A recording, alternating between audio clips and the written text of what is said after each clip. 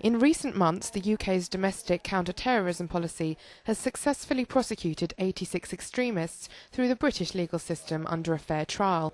Tom Porteous from Human Rights Watch said this was not only legally and morally right, but also helped prevent radicalisation.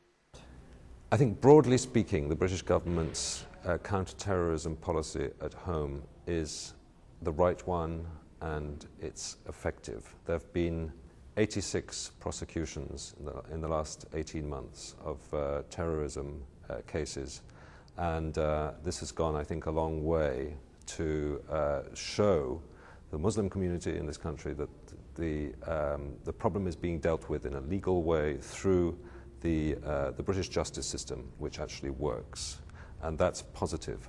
The government has tried to introduce some measures that we object to very fundamentally, but so far it's failed actually to introduce most of those measures. He said the government should stick to a principled approach and avoid more draconian counter-terrorism measures, as these could lead to abuses in human rights and, in turn, feed into radicalisation and more terrorism.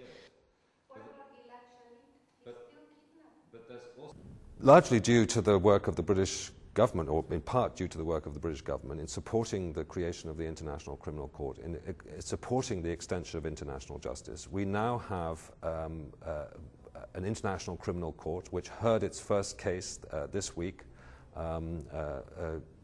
It's a remarkable achievement in terms of the extension of international justice, but it's absolutely incredibly important that, accountability for the most serious crimes in conflicts, not only in Africa but also in the Middle East and South Asia, should be consistent.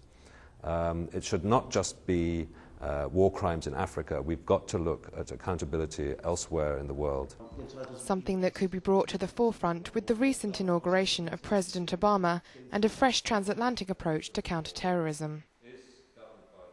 What Obama has done so far, he's announced that the US is not going to torture people anymore. He's announced that they're going to close down Guantanamo Bay within a year, and he's suspended all the unfair trials now underway under the military commissions in Guantanamo Bay. This is incredibly positive, and I think will go some way to pull the rug out from under the feet of the terrorists. And he's also made some an interesting start in terms of his foreign policy, particularly in those parts of the world where counter-terrorism is paramount.